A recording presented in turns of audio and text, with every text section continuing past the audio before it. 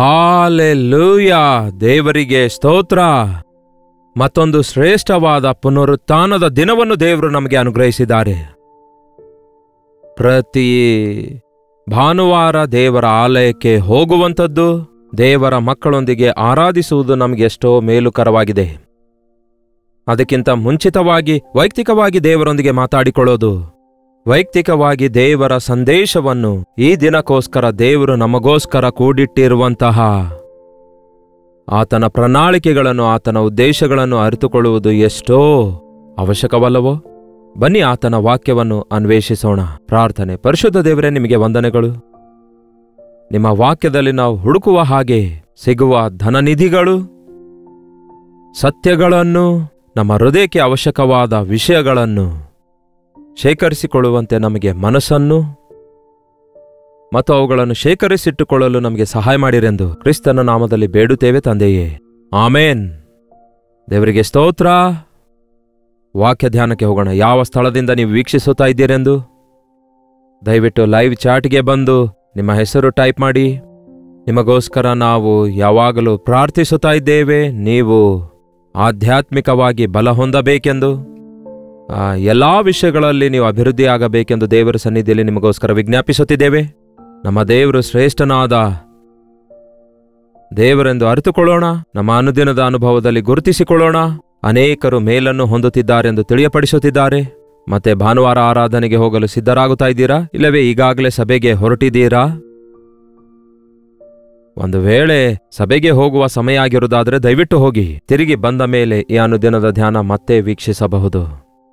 ವಾಕ್ಯಕ್ಕೆ ಹೋಗೋಣ ಬನ್ನಿ. ಯೆಶಾಯನ ಪುಸ್ತಕ, ಅದರಲ್ಲಿ 30ನೇ ಅಧ್ಯಾಯ, ವಚನ 1ರಿಂದ ಓದುತ್ತಾ ಇದ್ದೇನೆ, ಕೇಳಿರಿ. ಯೆಹೋವನು ಹೀಗೆ ನುಡಿಯುತ್ತಾನೆ: ದ್ರೋಹಿಗಳಾದವರ ಮಕ್ಕಳಿಗೆ ಶ್ರಮೆ, ಪಾಪದ ಮೇಲೆ ಪಾಪವನ್ನು ಸೇರಿಸಿಕೊಂಡಿದ್ದಾರೆ. ಅವರು ನನಗೆ ಕೇಳದೆಯೇ ಆಲೋಚನೆ ಮಾಡಿಕೊಳ್ಳುವರು.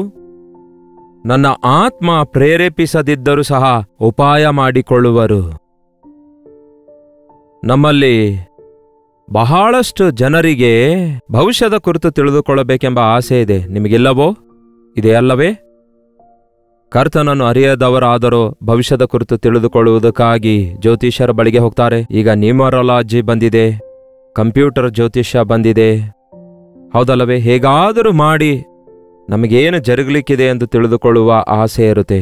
ಈ ದಿನಗಳಲ್ಲಿ ಬಹಳಷ್ಟು ಜನ ಕ್ರೈಸ್ತೀಯ ಬೋಧಕರು ಕೂಡ ಪ್ರವಾದಿಸುತ್ತೇವೆ ಎಂದು ಹೇಳುತ್ತಾ ಮುಂದೆ ಜರುಗಲಿಕ್ಕಿರುವ ವಿಷಯಗಳನ್ನು ಅವರು ಪ್ರವಾದಿಸುವುದನ್ನು ಕೂಡ ನೋಡ್ತೇವೆ. ಅವರಲ್ಲಿ ಎಷ್ಟು ಜನ ದೇವರ ಆತ್ಮನಿಂದ ಬಯಲುಪಡಿಸಿದ ವಿಷಯಗಳನ್ನು ಪ್ರವಾದಿಸುತ್ತಿದ್ದಾರೆಂದು ಗೊತ್ತಿಲ್ಲ, ಇಲ್ಲವೇ ಸುಮ್ಮನೆ ಮನುಷ್ಯರನ್ನು ಸಂತೋಷಪಡಿಸುವುದಕ್ಕಾಗಿ ಪ್ರವಾದಿಸುತ್ತಿದ್ದಾರೆಂದು ಗೊತ್ತಿಲ್ಲ. ಆದರೆ ನಿಮಗೇನಾದ್ರೂ ಗೊತ್ತಾ?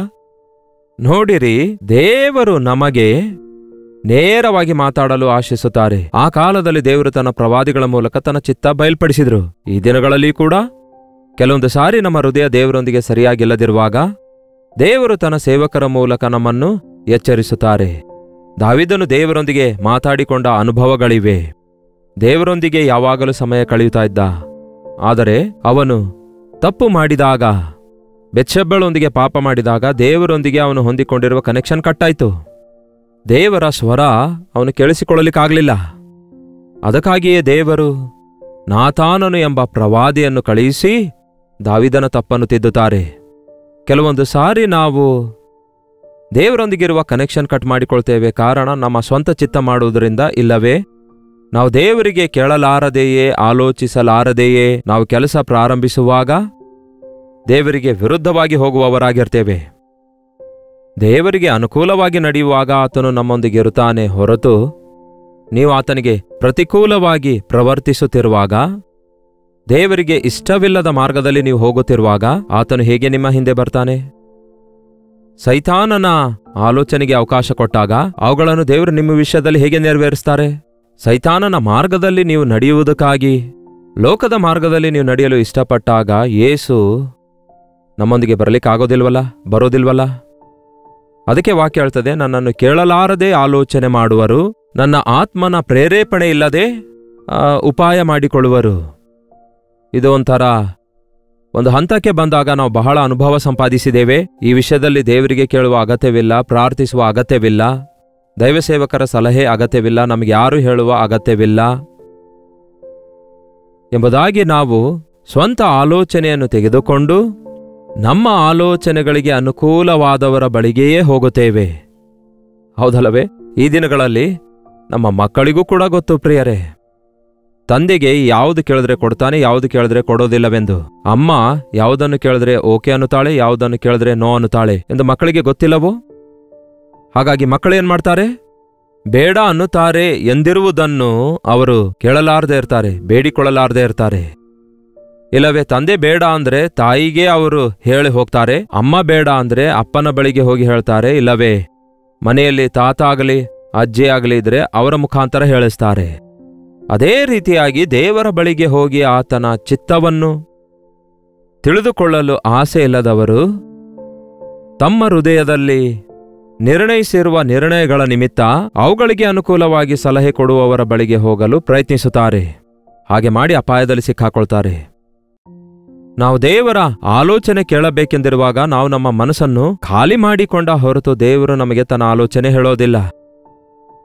ನಿಮ್ಮ ಸ್ವಂತ ಯೋಚನೆ ಬಿಟ್ಟಾಗ ತಾನೇ ದೇವರು ತನ್ನ ಯೋಚನೆಗಳಿಂದ ನಿಮ್ಮನ್ನು ತುಂಬಿಸೋದು. ಈ ದಿನ ಅನೇಕರು ತಮಗೆ ಅನುಕೂಲವಾದಂತಹ ಪರಿಸ್ಥಿತಿಗಳನ್ನೇ ಕೋರಿಕೊಳ್ತಿದ್ದಾರೆ ಹೊರತು ತಮಗೆ ಇಷ್ಟವಾದವುಗಳನ್ನೇ ಮಾಡಬೇಕೆಂದು ಆಶಿಸುತ್ತಿದ್ದಾರೆ ಹೊರತು ದೇವರ ಚಿತ್ತ ಮಾಡಬೇಕೆಂಬ ಆಸೆ ಇಲ್ಲದಂತೆಯೇ ಮುಂದೆ ಸಾಗುತ್ತಿದ್ದಾರೆ. ಅಷ್ಟು ಮಾತ್ರವಲ್ಲ, ಆತ್ಮ ಪ್ರೇರೇಪಣೆ ಇಲ್ಲದ ಉಪಾಯ ಅನಾವಶ್ಯಕವಾದವರೊಂದಿಗೆ ಸಂಧಾನ ಮಾಡಿಕೊಳ್ತಿದ್ದಾರೆ, ಇಲ್ಲವೇ ಐಕ್ಯವಾಗ್ತಿದ್ದಾರೆ. ಲೌಕಿಕ ಕಾರ್ಯಗಳಲ್ಲಿ ಕೈ ಹಾಕುತ್ತಿದ್ದಾರೆ, ಲೌಕಿಕ ಮನುಷ್ಯರ ಮೇಲೆ ಆಧಾರಗೊಳ್ಳುತ್ತಿದ್ದಾರೆ. ಬಹುಶಃ ಅವರಿಗೆ ಈ ಲೋಕ ಸಂಬಂಧವಾದ ಅಧಿಕಾರ ಇದ್ದಿರಬಹುದು, ಇಲ್ಲವೇ ಲೌಕಿಕವಾಗಿ ಅವರು ಐಶ್ವರ್ಯವಂತರಾಗಿರಬಹುದು. ಹಾಗೆಂದ ಮಾತ್ರಕ್ಕೆ ಅವರು ನಿಮಗೆ ದೇವರಿಗಿಂತಲೂ ಹೆಚ್ಚು ಸಹಾಯ ಮಾಡ್ಲಿಕ್ಕಾಗಲ್ಲ. ಹಾಗೆಂದ ಮಾತ್ರಕ್ಕೆ ಅವರು ಲೋಕಾನುಭವದಿಂದ ನಿಮಗೆಷ್ಟೋ ಸಲಹೆ ಕೊಡುತ್ತಾರೆ ಅಂದುಕೊಂಡು ಮೊಳಕಾಲೂರಿ ಪ್ರಾರ್ಥಿಸಿ ದೇವರ ಚಿತ್ತ ಅರಿಯಲಾರದೆ ಅಂಥವರ ಬಳಿಗೆ ಹೋಗಿ ಅವರ ಆಲೋಚನೆಗಳನ್ನು ಪಾಲಿಸುವುದಾದರೆ ಏನಾಗುತ್ತೆ ಪ್ರಿಯರೇ? ನಮ್ಮ ಜೀವಿತ ನನ್ನನ್ನು ಕೇಳಲಾರದೆಯೇ ಆಲೋಚಿಸುವರು, ನನ್ನ ಬಾಯಿಯ ಮಾತನ್ನು ವಿಚಾರಣೆ ಮಾಡದೆ ಫರೋಹನ ಬಲದಿಂದ ತಮ್ಮನ್ನು ತಾವು ಬಲಪಡಿಸಿಕೊಳ್ಳುವುದಕ್ಕೂ. ಯಾರ ಬಲ? ಫರೋ ಅಂದ್ರೆ ಯಾರು? ಫರೋ ಅಂದ್ರೆ ಹಳೆ ಒಡಂಬಡಿಕೆಯಲ್ಲಿ ಕಠಿಣ ಹೃದಯವುಳ್ಳಂತಹ ರಾಜನು, ದೇವರ ಮಕ್ಕಳಿಗೆ ವಿರೋಧಿಯಾಗಿದ್ದನು. ಆಧ್ಯಾತ್ಮಿಕದ ಅರ್ಥದಲ್ಲಿ ಹೇಳಬೇಕಾದ್ರೆ ಅವನೊಬ್ಬ ಸೈತಾನನಂತಿದ್ದನು. ಸೈತಾನನೊಂದಿಗೆ ಸಂಧಾನ ಮಾಡಿಕೊಳ್ತಾರಂತೆ.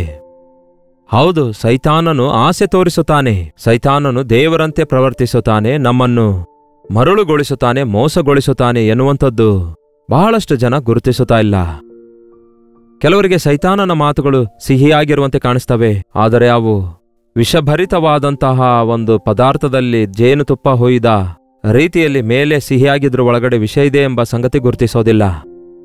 ದೇವರ ಮಾತುಗಳು ಕಹಿಯಾದಾಗ್ಯೂ ಅವು ನಮಗೆ ಮೇಲನ್ನುಂಟು ಮಾಡ್ತವೆ ಎಂಬುದನ್ನು ಗ್ರಹಿಸಿಕೊಳ್ಳುತ್ತಾ ಇಲ್ಲ.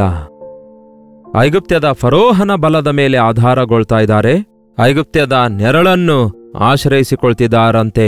ಐಗುಪ್ತ್ಯದ ನೆರಳನ್ನು ಆಶ್ರಯಿಸುವುದು ಏನಗತ್ಯ? ಇಲ್ಲಿ ನೆರಳಿದೆಯಲ್ಲವೇ ಅಂತ ಅಲ್ಲಿಗೆ ಹೋದ್ರೆ ಆ ನೆರಳು ಎಷ್ಟೊತ್ತಿರುತ್ತೆ ಹೇಳಿ? ಆ ಸೂರ್ಯನು ಆ ಆಂಗಲಲ್ಲಿರುವವರೆಗೂ ಅಲ್ಲಿ ನೆರಳಿರುತ್ತೆ. ಸೂರ್ಯನು ನಡುನತ್ತಿಯ ಮೇಲೆ ಬಂದಾಗ ಸೂರ್ಯನೇನಾಗ್ತಾನೆ? ಮಾಯವಾಗ್ತಾನೆ.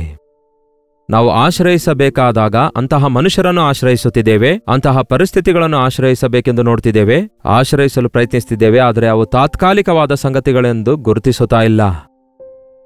ನಿಮಗೆ ಶಾಶ್ವತವಾದ ಒಂದು ನೆರಳಾಗಿರುವುದಕ್ಕಾಗಿ, ನಿಮಗೆ ನೆರಳಾಗಿ ಇರುವುದಕ್ಕೋಸ್ಕರ, ತನ್ನ ರೆಕ್ಕೆ ಕೆಳಗೆ ನಿಮ್ಮನ್ನು ಮರೆಮಾಡುವುದಕ್ಕಾಗಿ, ತನ್ನ ಉನ್ನತವಾದ ಆಲೋಚನೆ ನಿಮಗೆ ತಿಳಿಯಪಡಿಸಿ ತನ್ನ ವಿಧಾನದಲ್ಲಿ ನಿಮ್ಮನ್ನು ಶ್ರೇಷ್ಠವಾಗಿ ಆಶೀರ್ವದಿಸಬೇಕು ಎಂದು ದೇವರು ಆಶಿಸಿದರೆ ನಾವೇನೋ ಶಾರ್ಟ್ಕಟ್ ಹುಡುಕುತ್ತಾ ಇದ್ದೇವೆ. ಪ್ರತಿದಿನ ಭಾನುವಾರ ಬೆಳಿಗ್ಗೆ ಎದ್ದ ತಕ್ಷಣವೇ ಈ ದಿನ ಸಭೆಗೆ ಹೋಗೋಣ, ಸಭೆಯಲ್ಲಿ ದೇವರು ನಮಗೇನನ್ನು ಮಾತಾಡುತ್ತಾರೆ ಕೇಳೋಣ, ಆತನು ಹೇಳಿದಂತೆ ಮಾಡೋಣ ಅಂದುಕೊಳ್ಳದೆ, ನನಗೆ ಗೊತ್ತು ಪ್ರಿಯರೇ, ಬಹಳಷ್ಟು ಜನ ಭಾನುವಾರದಂದು ಬೆಳಗ್ಗೆಯೇ ಸ್ಥಳವನ್ನು ನೋಡಲು ಹೋಗ್ತಾರೆ, ಅಗ್ರಿಮೆಂಟ್ಸ್ ಮೇಲೆ ಸಹಿ ಮಾಡಲು ಹೋಗುತ್ತಾರೆ, ಕೆಲವೊಂದು ವಿಷಯಗಳನ್ನು ಆಲೋಚನೆ ಮಾಡಿ ಪ್ಲಾನ್ ಮಾಡುವುದಕ್ಕಾಗಿ ಹೋಗ್ತಾರೆ, ಲೋಕಸ್ಥರ ಬಳಿಗೆ ಹೋಗುತ್ತಾರೆ, ಆಫೀಸರ್ ಬಳಿಗೆ ಹೋಗ್ತಾರೆ, ಹೀಗೆ ಏನೇನೋ ಕೆಲಸ ಮಾಡ್ತಾರೆ ಹೊರತು ದೇವರ ಸನ್ನಿಧಿಗೆ ಹೋಗುವುದಾದರೆ ಈ ದಿನ ಆತನು ತನ್ನ ಪ್ರತ್ಯಕ್ಷತೆಯನ್ನು ನನಗೆ ತಿಳಿಯಪಡಿಸುತ್ತಾನೆ ಎಂಬುದಾಗಿ ವಿಶ್ವಾಸಿಗಳು ಇಲ್ಲದೇ ಇರುವಂಥದ್ದು ಎಷ್ಟೋ ವಿಷಾದಕರವಾಗಿದೆ. ಐಗುಪ್ತ್ಯದ ನೆರಳನ್ನು ಆಶ್ರಯಿಸುವಂಥವರಿಗೆ, ಫರೋಹನ ಬಲದ ಮೇಲೆ ಆಧಾರಗೊಳ್ಳುವವರಿಗೆ ಏನಾಗ್ತದಂತೆ? 3ನೇ ವಚನ, ಫರೋಹನಿಂದ ಉಂಟಾಗುವ ಬಲವು ನಿಮಗೆ ಅವಮಾನಕರವಾಗಿರುವುದು. ಐಗುಪ್ತ್ಯದ ನೆರಳನ್ನು ಆಶ್ರಯಿಸಿದಂತಹ ನಿಮಗೆ ನಾಚಿಕೆಯುಂಟಾಗುವುದು. ಫರೋಹನ ಬಲ ಕೊನೆಗೆ ಅದು ಬಲವಾಗಿಲ್ಲ, ಆದರೆ ಅದರಿಂದ ಕೊನೆಗೆ ನಿಮಗೆ ಉಳಿಯೋದು ಅವಮಾನವೇ. ನೀವು ಐಗುಪ್ತ್ಯದ ನೆರಳನ್ನು ಆಶ್ರಯಿಸೋದಾದರೆ ಕೊನೆಗೆ ನಿಮಗೆ ಉಳಿಯೋದು ನಾಚಿಕೆಯೇ. ಯಾಕೆಂದರೆ 7ನೇ ವಚನ ಹೇಳುತ್ತೆ, ಐಗುಪ್ತ್ಯದ ಸಹಾಯವು ವ್ಯರ್ಥವಾದದಾಗಿದೆ, ನಿಷ್ಪ್ರಯೋಜನವಾದದಾಗಿದೆ. ಆದದ್ದರಿಂದ ನಾನು ಅದಕ್ಕೆ ಸುಮ್ಮನೆ ಬಿದ್ದಿರುವ ಜಂಬದ ಮೃಗವೆಂದು ಹೆಸರಿಟ್ಟಿದ್ದೇನೆ. ಐಗುಪ್ತ್ಯದಿಂದ ಬರುವಂತಹ ಸಹಾಯವು ವ್ಯರ್ಥವಾದದಾಗಿದೆ, ಅದರಿಂದ ಯಾವ ಪ್ರಯೋಜನವಿಲ್ಲ. ನೋಡಿ, ಜಂಬ ಕೊಚ್ಕೊಳ್ಳುವವರು ಹೇಗೆ ಜಂಬ ಕೊಚ್ಕೊಳ್ತಾರೆ? ಕೆಲವೊಂದು ಸಾರಿ ಅಡ್ವರ್ಟೈಸ್ಮೆಂಟ್ಗಳನ್ನು ನೋಡಿ ತಮ್ಮ ಕುರಿತು ದೊಡ್ಡದಾಗಿ ಹೇಳ್ಕೊಳ್ತಾರೆ, ಈ ಸಾಬೂನನ್ನು ಬಳಸಿದ್ರೆ ಹೀಗಾಗತ್ತೆ, ಹಾಗಾಗತ್ತೆ. ತೀರಾ ನೀವು ಕೊನೆಗೆ ತಂದು ಅದನ್ನು ಬಳಸಿ ನೋಡಿದ್ರೆ ಅದು ವ್ಯರ್ಥ, ಏನು ಪ್ರಯೋಜನವಿರಲ್ಲ. ಈ ಲೋಕದಲ್ಲಿ ಆಕರ್ಷಕರವಾಗಿರುವ ಇಲ್ಲವೇ ಜಂಬ ಕೊಚ್ಚಿಕೊಳ್ಳುವ ಇಲ್ಲವೇ ತಮ್ಮನ್ನೇ ಹೊಗಳಿಕೊಳ್ಳುವ ಆ ಒಂಥರ ಮಾಯ ಮಂತ್ರ ತಂತ್ರದಿಂದ ಕೂಡಿರುವಂತೆ ಒಂಥರ ವಿಚಿತ್ರವಿರುವ ವಿಷಯಗಳನ್ನು ಹಿಂಬಾಲಿಸಬೇಕೆಂದು ಮನುಷ್ಯನು ಪ್ರಯತ್ನಿಸುತ್ತಾನೆ. ಸತ್ಯವಂತನಾದ ದೇವರ ಮೇಲೆ ಆಧಾರಗೊಂಡಿರುವುದಾದರೆ ಶಬ್ದವಿಲ್ಲದಿದ್ರೂ ಸಹ, ಆರ್ಭಾಟ ಇಲ್ಲದಿದ್ದರೂ ಸಹ ಅದ್ಭುತ ಮಾಡುವಂತಹ ದೇವರಾಗಿದ್ದಾರೆ. ಯೇಸು ಕ್ರಿಸ್ತನನ್ನು ನಂಬುವಾಗ ನಿಮಗೇನು ದೊಡ್ಡ ಅದ್ಭುತ ಜರುಗಿರುವಂತೆ ನಿಮಗೆ ಕಾಣಿಸೋದಿಲ್ಲ. ಯಾಕೆಂದ್ರೆ ಅದು ಬಹಿರಂಗವಾಗಿ ನಿಮ್ಮೊಳಗೆ ಆ ಮಾರ್ಪಡುವಿಕೆ ಕಾಣಿಸಿಕೊಳ್ಳದೇ ಇರಬಹುದು, ಆದರೆ ನಿಮ್ಮ ಅಂತರಂಗದಲ್ಲಿ ಉಂಟಾಗುವ ಮಾರ್ಪಡುವಿಕೆ ನಿಮಗೆ ಸ್ಫೂರ್ತಿಯನ್ನು ಕೊಡುತ್ತೆ, ನಿಮ್ಮ ಆಲೋಚನೆಯನ್ನು ಮಾರ್ಪಡಿಸುತ್ತೆ, ನಿಮಗೆ ಆಧ್ಯಾತ್ಮಿಕವಾದ ಶಕ್ತಿಯನ್ನು ಕೊಡುತ್ತೆ. ಹಾಗೆಯೇ ಯೆಶಾಯ 31ನೇ ಅಧ್ಯಾಯ 1ನೇ ವಚನ ಹೇಳುತ್ತೆ, ಇಸ್ರಾಯೇಲರು ಪರಿಶುದ್ಧ ದೇವರನ್ನು ಲೆಕ್ಕಿಸದೆ, ಯೆಹೋವನಲ್ಲಿ ವಿಚಾರಿಸದೆ, ಸಹಾಯಕ್ಕೋಸ್ಕರ ಐಗುಪ್ತ್ಯಕ್ಕೆ ಹೋಗಿ ಅವರ ಕುದುರೆಗಳನ್ನು ಆಶ್ರಯಿಸಿಕೊಳ್ಳುತ್ತಾ, ಅವರ ರಥಗಳು ಬಹಳವೆಂದು ಅವುಗಳಲ್ಲಿ ನಂಬಿಕೆಯಿಟ್ಟು ಸವಾರರು ಬಹುಬಲಿಷ್ಠರು ಎಂದು ಭರವಸೆ ಇಡುವವರ ಗತಿ ಏನು ಹೇಳಲಿ? ದೇವರ ಬಳಿಯಲ್ಲಿ ವಿಚಾರಣೆ ಮಾಡದೆ, ದೇವರ ಚಿತ್ತ ಏನೆಂದು ದೇವರಿಂದ ಕೇಳದೆ, ದೇವರ ಸಹಾಯವನ್ನು ಕೋರಿಕೊಳ್ಳದೆ, ಐಗುಪ್ತ್ಯ ಸಹಾಯ ಕೋರಿಕೊಂಡ್ರಂತೆ. ಐಗುಪ್ತ್ಯ ಅನ್ನುವಾಗ ನಮಗೆ ಅದರೊಂದಿಗೆ ಯಾವ ಕನೆಕ್ಷನ್ ಇಲ್ಲ. ಅದರ ಅರ್ಥ ಲೌಕಿಕ ಸಹಾಯ, ಲೌಕಿಕ ಮನುಷ್ಯರ ಸಹಾಯ ಆಗಿದೆ. ಆ ಫರೋ ಎನ್ನುವಂಥದ್ದು ಅಂದರೆ ಈ ಲೋಕದಲ್ಲಿರುವಂತಹ ಅಧಿಕಾರ ಆಗಿದೆ. ಇಲ್ಲವೇ ಆ ಒಬ್ಬ ಅಧಿಕಾರಿ ಮನಸ್ಸು ಮಾಡಿದ್ರೆ ನನಗೆ ಯಾವ ಸಹಾಯ ಬೇಕಾದ್ರೂ ಮಾಡಬಹುದು. ಈ ಲಂಚ ಅವನ ಮುಖಕ್ಕೆ ಎಸೆದ್ರೆ ಯಾವ ಕೆಲಸ ಮಾಡ್ತಾನೆ ಅಂದ್ಕೊಳ್ತೇವಲ್ಲವೇ? ಆ ರೀತಿಯಾದ ಆ ಸ್ಥಾನದಲ್ಲಿ, ಪೊಸಿಷನ್ನಲ್ಲಿ ಇದ್ದವರಿಗೆ ನಾವು ಇಷ್ಟಕರವಾಗಿರೋದಾದರೆ ನಮಗೋಸ್ಕರ ಅವರು ಎಷ್ಟೋ ಸಹಾಯ ಮಾಡಿಕೊಡ್ತಾರೆ ಎನ್ನುವಂತಹ ಹುಚ್ಚುತನ ಬಹಳಷ್ಟು ಜನರಲ್ಲಿದೆ. ಅದಕ್ಕೆ ದಯವಿಟ್ಟು ಮನುಷ್ಯರನ್ನು ನಂಬಬೇಡಿ, ಮನುಷ್ಯರ ಮೇಲೆ ಆಧಾರಗೊಳ್ಳಬೇಡಿ. ಮನುಷ್ಯರು ಕೊಡುವ ಧೈರ್ಯವನ್ನು ಇಲ್ಲವೇ ಅವರು ಹೇಳುವ ಮಾತುಗಳನ್ನು ಕೇಳಿ ಮೋಸ ಹೋದವರು ಈಗಾಗಲೇ ಎಷ್ಟೋ ಜನ ಇದ್ದಾರೆ. ನೀವು ಕೂಡ ಇದಕ್ಕಿಂತ ಮುಂಚೆ ಎಷ್ಟೋ ಸಾರಿ ಮೋಸ ಹೋಗಿದ್ದಿರ್ತೀರಿ. ನಿಮ್ಮ ಕುರಿತು ಬಹಳ ಚೆನ್ನಾಗಿ ಅರಿತಾತನು ನಿಮಗಾಗಿ ಪ್ರಾಣ ಕೊಟ್ಟ ಯೇಸು ಕ್ರಿಸ್ತನಾಗಿದ್ದಾರೆ. ನಿಮ್ಮ ಅಂತರ್ಯವನ್ನು ಅರಿತವನು, ನಿಮ್ಮ ಹೃದಯ ಸ್ಥಿತಿಯನ್ನು, ನಿಮ್ಮ ಅಗತ್ಯತೆಯನ್ನು ಅರಿತಂತಹ ದೇವರಾಗಿದ್ದಾರೆ. ನೀವು ಆತನನ್ನು ಆಶ್ರಯಿಸಬೇಕೆಂದು ಆತನು ಆಶಿಸುತ್ತಿದ್ದಾನೆ. ಕನಿಷ್ಠ ಈ ರೀತಿಯಾಗಿ ಭಾನುವಾರದಂದು ದೇವರ ಸನ್ನಿಧಿಗೆ ಹೋಗಿ ಕೆಲವು ಗಂಟೆಗಳವರೆಗೂ ಕಾಲ ಕಳೆಯಿರಿ. ಅಂದ್ರೆ ನಾವು ಕೆಲವು ಸಾರಿ ದೇವರ ಚಿತ್ತ ತಿಳಿದುಕೊಳ್ಳಬೇಕೆಂದಿರುವಾಗ ಏನೋ ಗಬಗಬ ಅಂತ ಪ್ರಾರ್ಥನೆ ಮಾಡಿ ಬೇಗ ಹೇಳು ದೇವರೇ ನಿನ್ನ ಚಿತ್ತ ಏನೆಂದು ಕೇಳುವಂಥದ್ದು ಕೆಲವರಿಗೆ ಸರ್ವಸಾಧಾರಣ ಆಗ್ಬಿಟ್ಟಿದೆ. ಇಲ್ಲವೇ ಒಂದು ದಿವಸ ಉಪವಾಸವಿದ್ದು ಪ್ರಾರ್ಥಿಸುವುದಾದರೆ ದೇವರು ನನಗೆಲ್ಲವನ್ನು ತಿಳಿಸುತ್ತಾರೆ ಎಂಬ ಮೂಢನಂಬಿಕೆಯಲ್ಲಿಯೂ ಕೂಡ ಕೆಲವರಿದ್ದಾರೆ. ಆದರೆ ನನಗೆ ಗೊತ್ತಿರುವ ಪ್ರಕಾರ ನಾವು ಕರ್ತನಿಗೆ ಬೇಡಿಕೊಂಡು ಸುಮ್ಮನೆ ಇದ್ರೆ ಸಾಕು, ಸಾಧ್ಯವಾದರೆ ಬೇಡಿಕೊಳ್ತಾ ಇದ್ರೆ ಸಾಕು. ಕರ್ತನು ತಾನೇ ತನ್ನ ತಕ್ಕ ಸಮಯದಲ್ಲಿ ನಮಗೆ ಉತ್ತರ ಕೊಡುತ್ತಾರೆ. ಆತನು ನಮ್ಮೊಂದಿಗೆ ಮಾತಾಡದೇ ಇರಬಹುದು, ನಮ್ಮ ಪರಿಸ್ಥಿತಿಗಳನ್ನು ಮಾರ್ಪಡಿಸುತ್ತಾರೆ, ನಮ್ಮ ಮನಸ್ಸಲ್ಲಿರುವ ಆಲೋಚನೆ ಮಾರ್ಪಡಿಸುತ್ತಾರೆ. ಕೊನೆಗೆ ನಮಗೆ ಗೊತ್ತಾಗಲಾರದಂತೆಯೇ ದೇವರ ಮಾರ್ಗದೊಳಗೆ, ಆತನ ಆಲೋಚನೆಯೊಳಗೆ ನಾವು ಪ್ರವೇಶಿಸುವವರಾಗಿರ್ತೇವೆ. ನೀವು ಯಾವುದೇ ನಿರ್ಣಯ ತೆಗೆದುಕೊಂಡರೂ ಭಾನುವಾರದಂದು ಮುಖ್ಯವಾಗಿ ದೇವರ ಸನ್ನಿಧಿಗೆ ಹೋಗಿ ಕಾದುಕೊಂಡಿರಿ. ಅಷ್ಟೇ ಹೊರತು ಭಾನುವಾರದ ಆರಾಧನೆಯನ್ನು ಬಿಟ್ಟು ವಿವಾಹ ಸಂಬಂಧಿತ ವಿಷಯಗಳಾಗಲಿ, ವಸ್ತುಗಳನ್ನು ಕೊಂಡುಕೊಳ್ಳುವ ವಿಷಯವಾಗಲಿ, ಪ್ರಯಾಣಗಳ ವಿಷಯವಾಗಲಿ, ಮಕ್ಕಳ ವಿದ್ಯಾಭ್ಯಾಸದ ವಿಷಯದಲ್ಲಾಗಲಿ, ಬೇರೆ ಯಾವುದೇ ವಿಷಯದಲ್ಲಾಗಲಿ, ದೊಡ್ಡದಾಗಿರಲಿ ಚಿಕ್ಕದಾಗಿರಲಿ, ದೇವರು ನಮಗೆ, ಆತನು ನಮ್ಮ ಮೇಲೆ ತನ್ನ ದೃಷ್ಟಿಯನ್ನಿಟ್ಟು ನಮಗೆ ಆಲೋಚನೆ ಹೇಳುವ ಆತನಾಗಿರೋದ್ರಿಂದ ನಾವು ದೇವರ ಸನ್ನಿಧಿಗೆ ಹೋಗಿ ಪ್ರಾರ್ಥಿಸುವುದನ್ನು ಕಲಿಯಬೇಕು.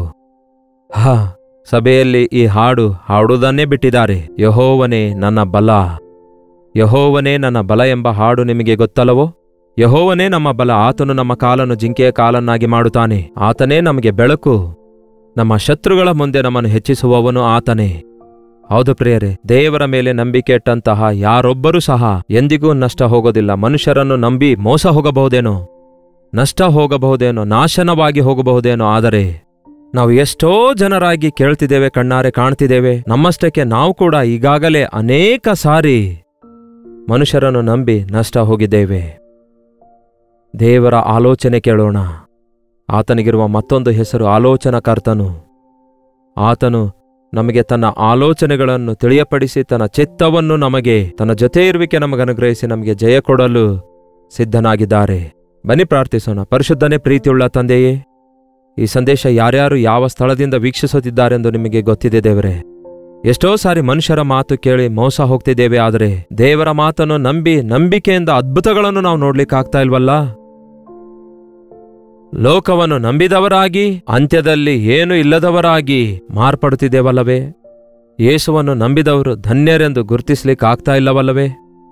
ಯೆಸಯ್ಯ, ನಿಮ್ಮ ಆಲೋಚನೆ ಅರಿತುಕೊಳ್ಳುವುದಕ್ಕಾಗಿ, ನಿಮ್ಮ ಚಿತ್ತ ಅರಿತುಕೊಳ್ಳುವುದಕ್ಕಾಗಿ, ನಿಮಗಿಷ್ಟಕರವಾಗಿ ಬದುಕುವುದಕ್ಕಾಗಿ ಮನುಷ್ಯರನ್ನು, ಶರೀರ ಕಾರ್ಯಗಳನ್ನು ಆಧಾರ ಮಾಡಿಕೊಳ್ಳಲಾರದಂತೆ, ಲೌಕಿಕ ಕಾರ್ಯಗಳಲ್ಲಿ ನಮ್ಮ ನಂಬಿಕೆ ಇಡದಂತೆ, ನಮ್ಮ ಭವಿಷ್ಯದ ಕುರಿತು ದಿಗುಲು ಪಡದೆ, ನಮ್ಮಷ್ಟಕ್ಕೆ ನಾವೇ ಭವಿಷ್ಯಕ್ಕೋಸ್ಕರ ಸಿದ್ಧಗೊಳ್ಳೋಣ ಎಂದು ದುಡುಕದೆ, ನಮ್ಮ ಸಮಸ್ತವನ್ನು ಅರಿತ ದೇವರು ನೀವಾಗಿದ್ದೀರೆಂದು, ನಮಗೆ ಯಾವಾಗ ಯಾವುದು ಬೇಕೋ ಅದನ್ನು ತಕ್ಕ ಸಮಯದಲ್ಲಿ ಅನುಗ್ರಹಿಸುತ್ತೀರಿ ಎಂದು ನಿಮಗೆ ನಮ್ಮ ಜೀವಿತದಲ್ಲಿ ಪ್ರಧಾನ ಸ್ಥಾನ ಕೊಡುವುದಕ್ಕೆ, ನಿಮ್ಮ ನೀತಿಯನ್ನು, ನಿಮ್ಮ ರಾಜ್ಯವನ್ನು ಮೊದಲು ಹುಡುಕುವುದಕ್ಕೆ ನಮ್ಮ ಪ್ರತಿಯೊಬ್ಬರಿಗೂ ಸಹಾಯ ಮಾಡಿರೆಂದು ಕ್ರಿಸ್ತನ ನಾಮದಲ್ಲಿ ಬೇಡಿ ಹೊಂದಿದ್ದೇನೆ ತಂದೆಯೇ. ಆಮೇನ್. ತಂದೆಯಾದ ದೇವರ ಪ್ರೀತಿಯು, ಮಗನಾದ ಕ್ರಿಸ್ತನ ಕೃಪೆಯೂ, ಆದರಣೆಕರ್ತನಾದ ಪರಿಶುದ್ಧಾತ್ಮನ ಸಹವಾಸವು ಕೂಡಿ ಬಂದಿರುವ ನಮ್ಮೆಲ್ಲರ ಸಂಗಡ ಇಂದಿಗೂ ಸದಾಕಾಲಕ್ಕೂ ನೆಲೆಯಾಗಿರಲಿ. ಆಮೇನ್. 8939731313 ನಂಬರ್ಗೆ ನಿಮ್ಮ ಪ್ರೇಯರ್ ಬರ್ಡನ್ಸ್ ಮತ್ತು ಪ್ರೈಸ್ ರಿಪೋರ್ಟ್ಸ್ ಒಂದು ಟೆಕ್ಸ್ಟ್ ಇಲ್ಲವೇ ವಾಯ್ಸ್ ಮೆಸೇಜ್ ಮೂಲಕ ವಾಟ್ಸಪ್ ಕಳಿಸಿಕೊಡಿರಿ. ನಿಮಗೋಸ್ಕರ ನಾವು ಪ್ರಾರ್ಥಿಸ್ತಿದ್ದೇವೆ. ನೀವು ಕೂಡ ಪ್ರಾರ್ಥಿಸಿರಿ, ಅದ್ಭುತಗಳನ್ನು ನೋಡುವಿರಿ. ನೀವು ಇತರ ದೇಶದಿಂದಲೂ ಸಹ ವೀಕ್ಷಿಸುವುದಾದರೆ ಇದೇ ನಂಬರ್ಗೆ ನಿಮ್ಮ ಪ್ರಾರ್ಥನಾ ಮನವಿಯನ್ನು ಒಂದು ಟೆಕ್ಸ್ಟ್ ಇಲ್ಲವೇ ವಾಯ್ಸ್ ಮೆಸೇಜ್ ಮೂಲಕ ಕಳಿಸಿರಿ. ನಿಮಗೋಸ್ಕರವೂ ಪ್ರಾರ್ಥಿಸ್ತೇವೆ. ಈ ದಿನ ಭಾನುವಾರವಲ್ಲವೋ? ನಿಮ್ಮ ಸಭೆಗಳಿಗೆ ಹೋಗಿರಿ, ದೇವರನ್ನು ಆರಾಧಿಸಿರಿ. ಕರ್ತನ ಚಿತ್ತವಿರುವುದಾದರೆ ಮತ್ತೆ ನಾಳೆ ಇದೇ ಸಮಯದಲ್ಲಿ ಇದೇ ಅನುದಿನದ ಧ್ಯಾನದ ಕಾರ್ಯಕ್ರಮದಲ್ಲಿ ಭೇಟಿಯಾಗೋಣ. ಅಲ್ಲಿವರೆಗೂ ದೇವರ ಮಹಾಕೃಪೆ ನಿಮ್ಮೆಲ್ಲರೊಂದಿಗಿರಲಿ.